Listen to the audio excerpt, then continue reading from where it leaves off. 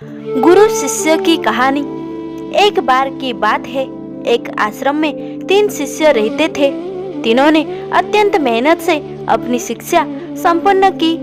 तत्पश्चात तीनों शिष्य गुरुदेव के पास गए और बोले, गुरुदेव, अब हमारी शिक्षा संपन्न हो गई है, अब गुरु दक्षिणा देने का वक्त आ गया है। गुरुदेव मुस्कुराए और बोले, यदि तुम लोग मुझे गुरु दक्षिणा देना ही चाहते हो तो कल मुझे एक थैला सूखी पत्ती लाकर दे दो। तीनों शिष्य मंद मुस्कुराए और उन्होंने सोचा, सूखी पत्तियां लाना कौन सी बड़ी बात है। अगले ही दिन वे 3 शिष्य एक जंगल में पहुंच चुके थे, लेकिन यह देखकर कि वहां पर तो सूखी पत्तियां केवल एक मुट्ठी भर ही थी, उनके आश्चर्य का ठिकाना ना रहा। तीनों बहुत अधिक परेशान हो गए। उन्होंने सोचा, अब गुरुदेव को दक्षिणा कैसे देंगे।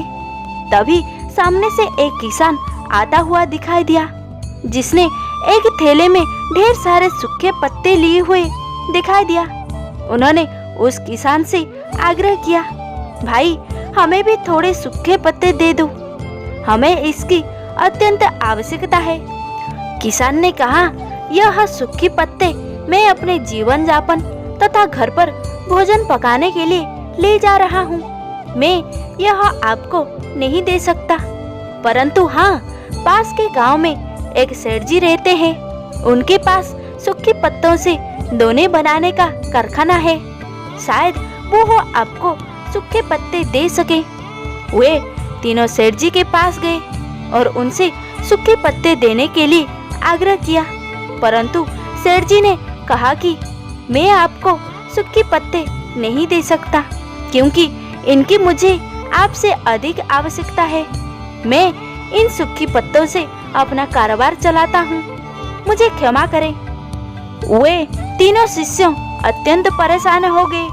उन्होंने बहुत लोगों से पूछा तो पता चला कि पास में ही एक बूढ़ी दादी रहती है, सूखे पत्ते एकत्रित करती है, हो सकता है उनके पास से मिल जाए। तीनों बूढ़ी दादी के पास गए और उनसे सूखे पत्ते देने का आग्रह किया, परंतु बूढ़ी दादी उन सूखे पत्तों से औषधियाँ बनाया करती थी, तो उन्होंने भी मना कर दिया।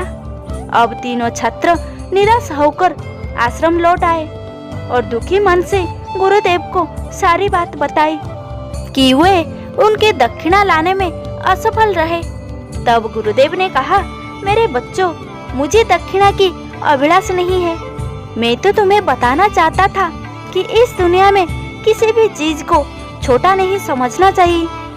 छोटी से छोटी चीज का भी अपना महत्व होता है, अपना मूल्य होता है। आज शिष्यों को पता चल गया था कि जिन चीजों को हम बहुत छोटा समझते हैं, वास्तव में उनका भी अपना एक स्थान होता है। आशा करती हूँ आपको ये कहानी पसंद आई होगी। वीडियो पसंद आई तो वीडियो को लाइक करें, कमेंट करें, चैनल पर नए हो तो सब्सक्राइब अवश्य करें।